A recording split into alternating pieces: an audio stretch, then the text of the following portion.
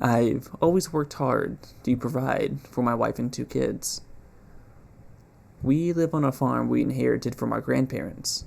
God rest their souls.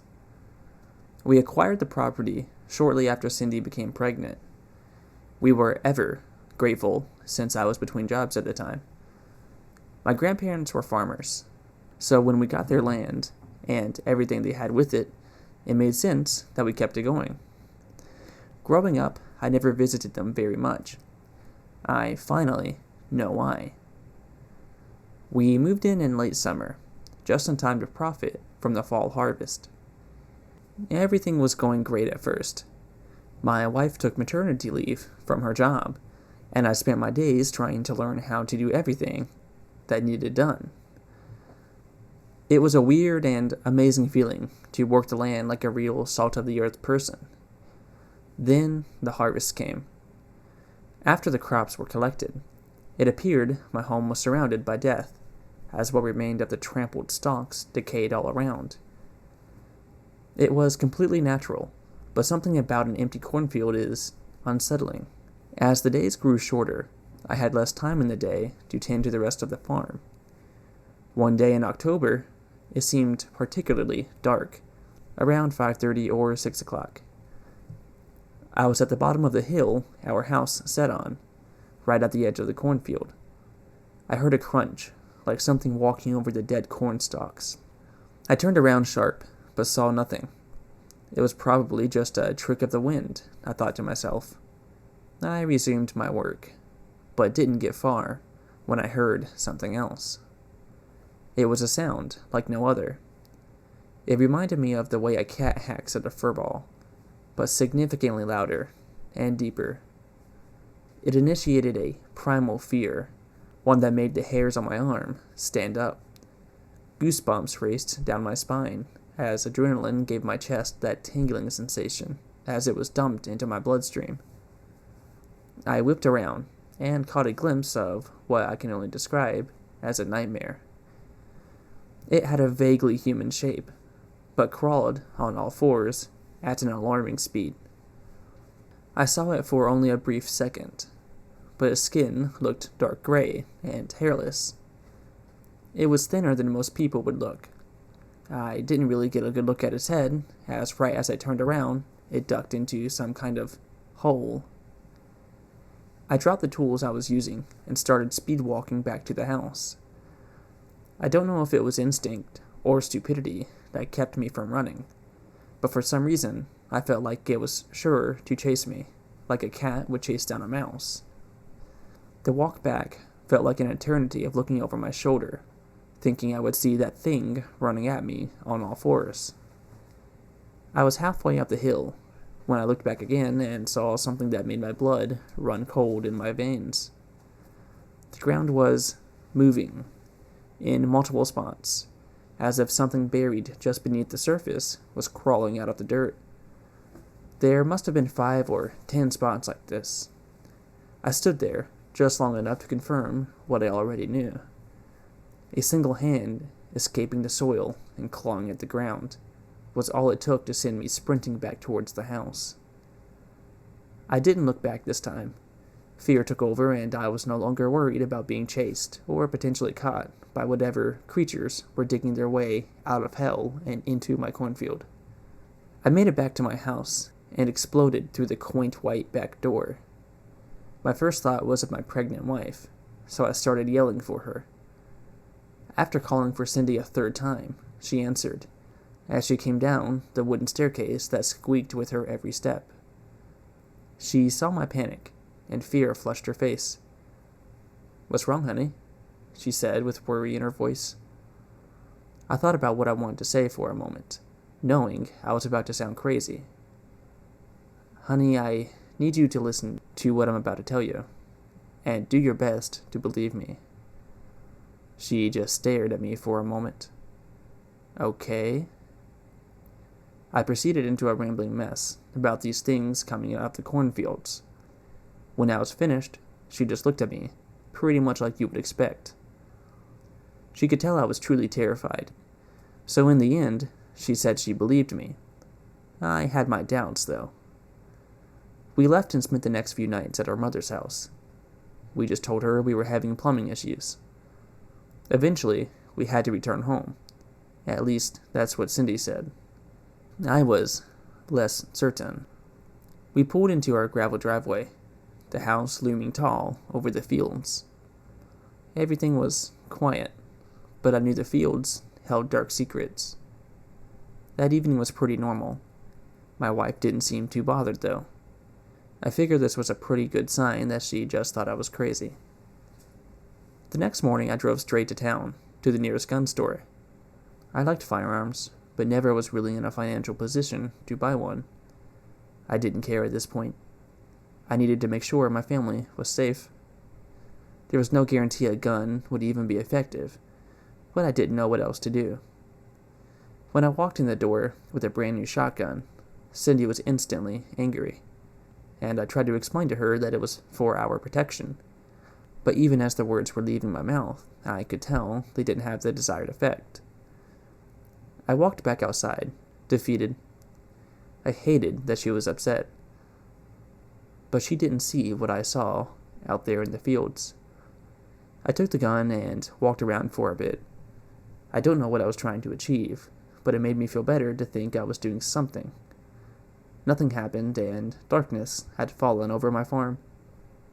Buying a gun made me feel more safe, but something about being outside at night gave me this magnetic pull towards my house, as if every cell in my body was screaming at me to go inside where it was safe. As I stood on the top step to my porch, I took one more look over the cornfield.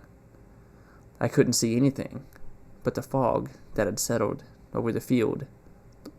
I couldn't imagine being out there, in low visibility, on a moonless night, surrounded by whatever those things were that I saw earlier. I made my way inside, where Cindy occupied herself making dinner. At first, things were quiet, but eventually conversation came and there was less tension in the air. We ate and went to sleep shortly after. Just before climbing into bed, I looked out my second-story window, over the rolling hills of barren cornfields. I saw nothing, and this was just as chilling as the creatures I'd seen just days before. Where did they go? And where did they come from? Better yet, what were they? I had no answers, and no way of finding answers. I lied down next to my wife, with a million questions swimming through my head. I looked to her, and she looked peaceful, lying next to me. I pushed the thoughts of monsters that came from the fields out of my mind, and went to sleep thinking of my family. That is, until I heard it. A loud, spiteful growl emanated from outside. It yanked me from my slumber, but my wife didn't seem to notice. Everything was fuzzy at first, the way things are when you awake quickly. After a few seconds, I thought I might have dreamt it. That is, until I heard a bang come from downstairs. I couldn't be sure, but it sounded like someone hit the back door forcefully. I woke my wife, once again babbling about monsters. She disregarded me with sleepy spite until the second sound resonated throughout the house. Another bang. She shot up in bed, instantly and more awake than I had been. The anger on her face from being disturbed melted into fear as she looked at me. That look is all it took for me to launch myself out of bed and grab my shotgun from the closet. "What are you going to do?" Cindy asked. "I'm going to check things out. Stay here and call for help." She picked up her phone, now almost in tears. "Be careful," she begged. I looked at her one last time before going downstairs. After shutting the bedroom door behind me, I was standing in the hallway above the staircase. Light spilled in from somewhere downstairs. I made my way around the railing, looking down at the aged staircase. Moonlight came in through the glass panes on the back door. We never took the time to take down the decorations from the walls, so as I descended the stairs, pictures older than myself eyed me with curiosity. Once at the bottom of the staircase, I started looking through each room until I came to the kitchen. That's when I saw the state the porch door was in. The glass was cracked, and when I opened it, I saw deep scratches down its length. Indecision plagued me. I was filled with white-hot rage at these creatures. I wanted them dead. I wanted to kill every last one of them. How dare they mess with my family? But fear held me in place. A smarter, maybe more primal part of my brain told me not to go outside. It told me to just go back upstairs and wait for the police. I wish I had listened to that part of me. After pushing my fear into a dense knot in my stomach, I marched out into the night. It took a few minutes of walking towards the cornfields before reality hit me. My confidence faded, and soon I realized I was several hundred yards away from my house, surrounded by the very darkness I had earlier loathed. Fog pulled at my feet in swirls. It wasn't very thick, but danced around me with a life of its own. At that moment, I heard something. Movement. Something was moving in the darkness around me, and I wish I hadn't looked for it. Maybe if I just turned back and went home, I wouldn't have had to see it. I spun back towards the fields to face the monster I knew awaited me, but I was painfully unprepared for what I saw.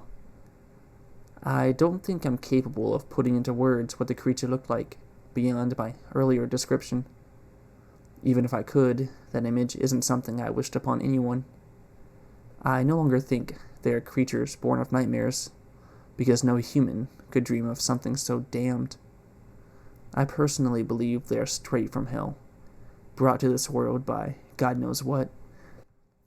It crouched on all fours, staring at me with a face twisted into an expression of hatred. It hated me for the life I had, life that it envied. I don't know what it planned to do, but I didn't want to find out. I raised my gun to the thing and fired into the night. The muzzle flash was bright, and the illumination mitigated my night vision. Suddenly, I was unable to see more than a few feet in front of me. Damn it, I thought.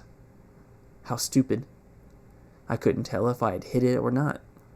For all I knew, the gunfire could have attracted more of them to me, and I wouldn't know about their presence until it was too late.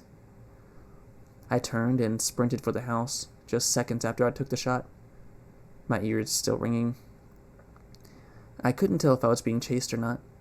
I figured it didn't matter anyways. I made it back to the house, slamming the door in my wake. I quickly went up the stairs to the bedroom, where my wife sat in tears on the bed. I shut and locked the door.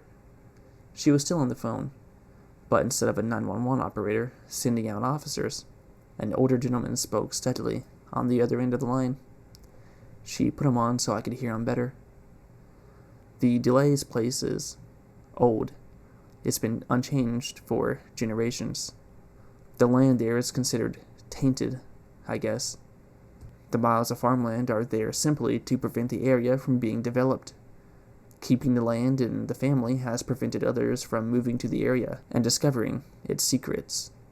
Evil things are said to stalk the plains of Texas, but the only evil I've truly seen comes from those fields a while after the fall harvest in October, and walks the earth every night until the first frost in November. You would do good not to go outside between dusk and dawn. They don't seem too keen on daylight. I wish you kids the best luck. You're going to need it. What the hell was that? I asked Cindy. I called 911, but when I gave the operator our address, she forwarded my call to him. He said he knew the Delays, your grandparents.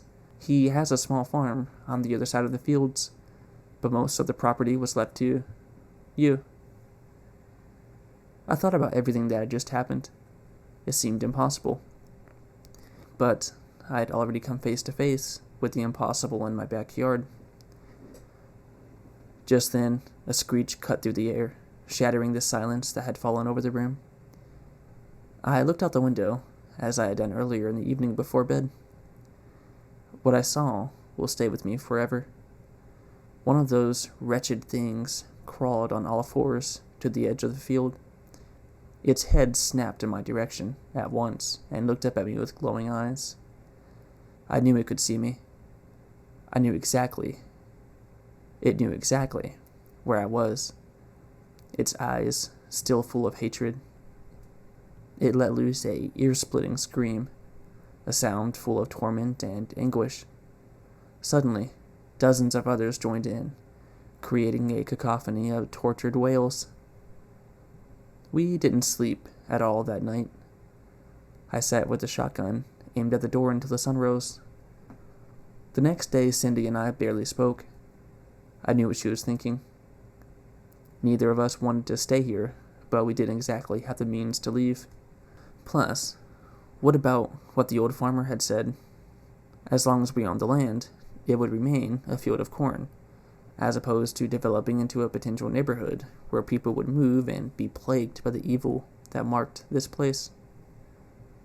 I think that's why we decided to stay, despite the things that come with fall.